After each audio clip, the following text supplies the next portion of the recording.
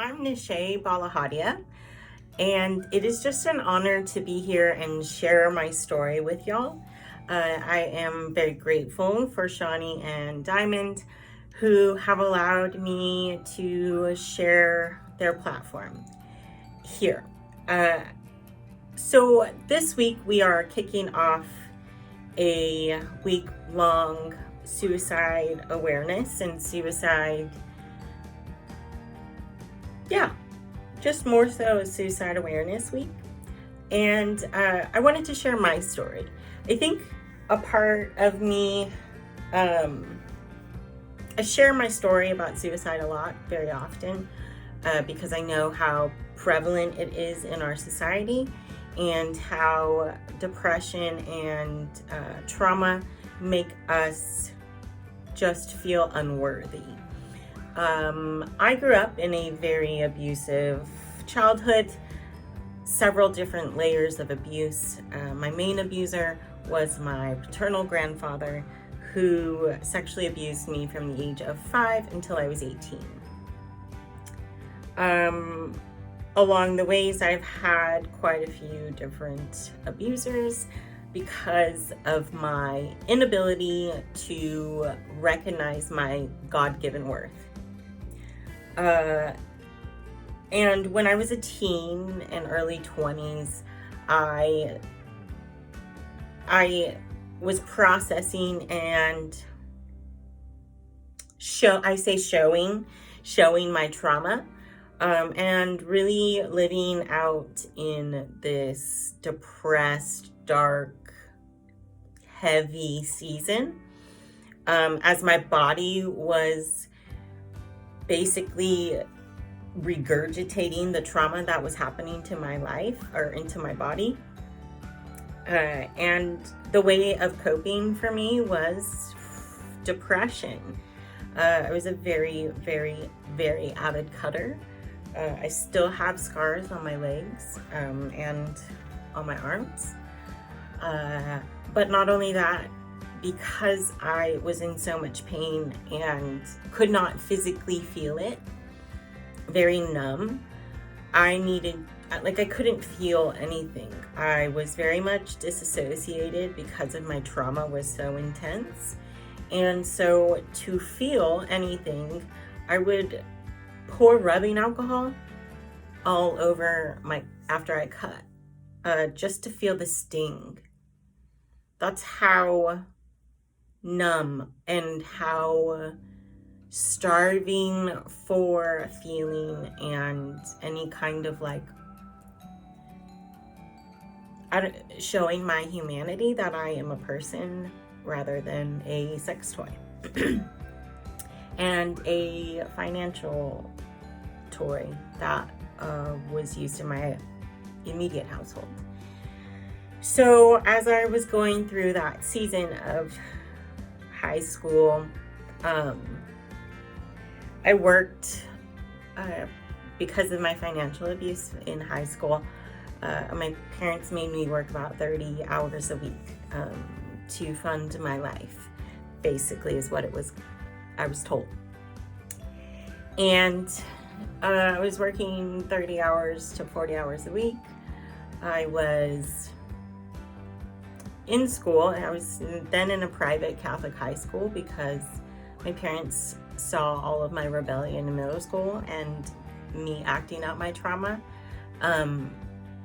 and decided that putting me in a Catholic high school would do me good, which it actually did. I found Jesus.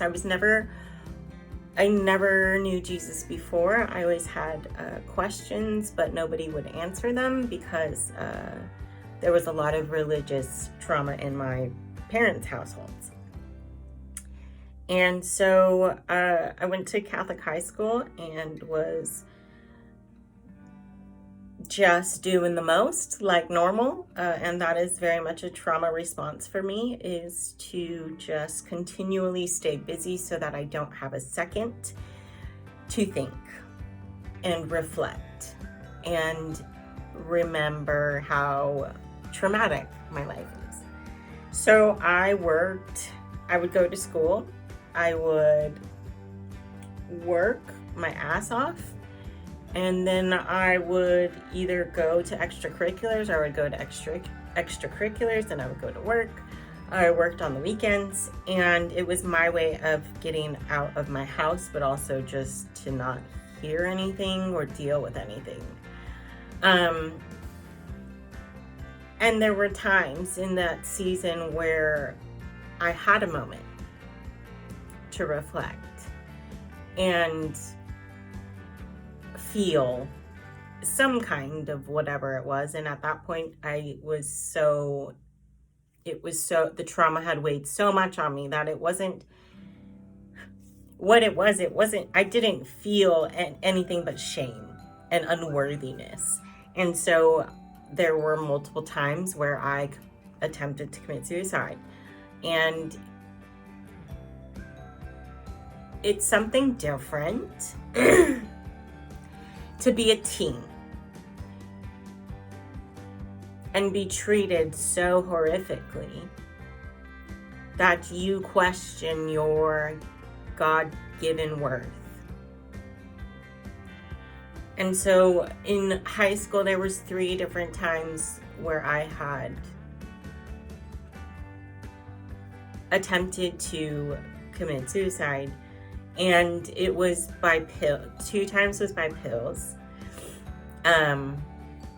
But I think the most significant one was my senior year. I tried to drown myself in the ocean. It was my senior year. I was at that point working full-time at 2 different jobs. So I was working 20 hours and 20 hours.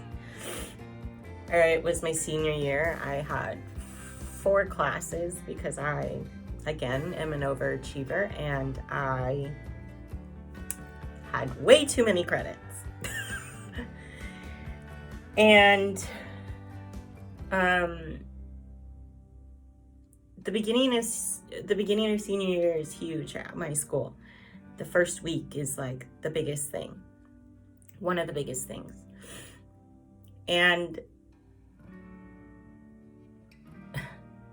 my parents every year would plan a trip. Every summer we would go to Mexico on vacation, or we'd go to Hawaii on vacation. And this particular year, my senior year, they decided to go the week of the first week of school, because the rest of my family had school a week later. I begged to stay, knowing, because every trip is always a very traumatic trip, because my family is in confined space and hotel rooms or condos, and 24/7, and it just was very traumatic. Vacations, I dreaded vacations as a child, because it was a lot of fighting, a lot of crying, a lot of shame in whatever was brought upon us. And so I dreaded going. I begged to stay at home. I was a senior, I was mature for my age because of all the abuse that I was having to deal with, but I was not allowed to stay. I was told that I was too immature and I could not be trusted at home by myself. So I had to go to Hawaii. We got to Kauai and it was normal fighting, screaming, yelling, everyone just, yeah. And at one point in the middle, I wanted to just kind of go off and do my own thing. And I was like guilted into staying because I needed to be a good sister and watch, I don't know. I don't remember. But later that night, I went into the ocean. At this point, I actually had probably had a third job, and that third job was as a lifeguard, like just a little recreational swim, like a country club lifeguard where I really never got in the water. But I knew how to swim. But at this point, I walked out on the beach with a shoelace already tied around my ankle, and just swam into the ocean. It was actually 2 shoelaces because I anticipated using a boulder. And I swam out into the ocean. I found the biggest rock I could freaking find.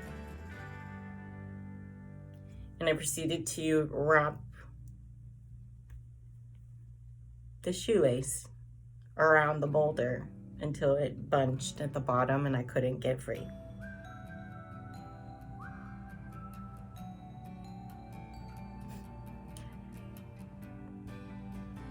I started to struggle,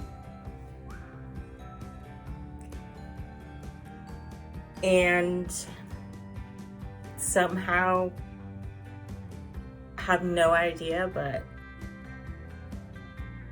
got free. And I remember being so disappointed when I floated to the surface and saying, wow, you can't even be successful at killing yourself in the fucking ocean.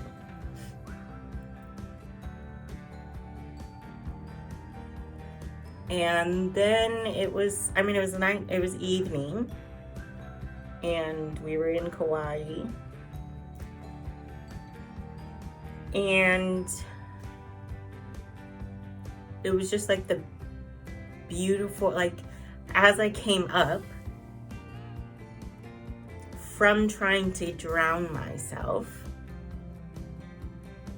I just remember coming up, and as I'm coming up, I'm like, oh my God, I can't even kill myself. And when I popped up on water, it was like the sunset. And it was the most beautiful, watercolored painted, like sky, ocean meets horizon sunset ever. And I took that as like God's, I'm glad you made it, or welcome back. And that was the last time that I felt that kind of desperation, and not necessarily the last time I felt that desperation, because I felt it in my adult life, because suicide ideation and suicide attempts and suicide ideation don't just go away. It is a side effect of trauma, and it is a side effect of depression, and it is a side effect of internal worthiness and unworthiness, and really having to find your, like, who has God made you to be, and realizing that I wasn't successful in those attempts because my purpose was set way before those days. That God needed me, knew He needed me. He knew He needed me today to tell you this. And he knew that he needed me way before I even thought of those. And when you think about it in that perspective, it's really hard to not find better worth or understand your worth more, or understand that the line in the Bible where we are worth more than diamonds and rubies to Jesus, right? Understanding that, because I was never taught that. I was never showed that. I was never told that. And I had to fight to get that. And just realizing that, I'm a strong believer in that trauma, God doesn't just sit by and okay. When I was healing, my therapist used to ask me, she's a very Holy Spirit driven, which I feel very connected to. I am very Holy Spirit driven. I believe everyone has Holy Spirit. I believe everybody has their own theology, because everyone has seen God work in very different ways. My Jesus is so different than your Jesus because of the things that he has carried me through. And same thing for you. He is very different than my Jesus because of what he has carried you through. And I just believe that as we start talking about suicide and Jesus and what does that mean to us? With my extensive trauma, my therapist, as I was saying, my therapist used to always ask me, where do I see, in scenarios, in the trauma, where do I see Jesus or God or the Holy Spirit? Where do I see them when I replay that scenario? And in the very beginning of my healing, I always pictured this cloud, right? God hovering over me and watching this abuse happen to me. And realizing that that is also what I was carrying, that God just let this happen to me. But as I became closer to Jesus and started to really process just my trauma and my story and my purpose, I realized and was affirmed that Jesus was sitting next to me holding my hand, that he was crying with me, that he was screaming for me, and that it is the will of those people. It's the evil and the unhealed trauma in those people that were hurting me, not Jesus, not God. God did not condone it. God didn't look on it and say, can't really do anything. He was weeping. He was crying. He was screaming. He was with me. And once I realized that, it really helped me break free from a constant suicide ideation of God doesn't love me, so why should I be here? And there are days, we're in a fucking pandemic, in the middle of a revolution. There are days where I feel that way too, currently. But it's very different knowing that I'm here for a purpose, and that all of this chaos that is happening in our lives and in our world is not because of Jesus, that Jesus is trying to empower those who are fighting the fight and flipping tables. And that is why I feel like I have survived all of that, all of those years because Jesus knew that I would be here flipping tables for him in this revolution and in this pandemic. And yeah, so as this is a very long video, I'm so sorry. I don't know what to do, but I will hopefully see you all soon. This is just a little bit about my story, and hopefully you will tune in when I start sharing more, as we go throughout this partnership with this wonderful page and everyone that has just given me so much love. I love y'all, and thank you, Shawnee and Diamond, for allowing me to be here.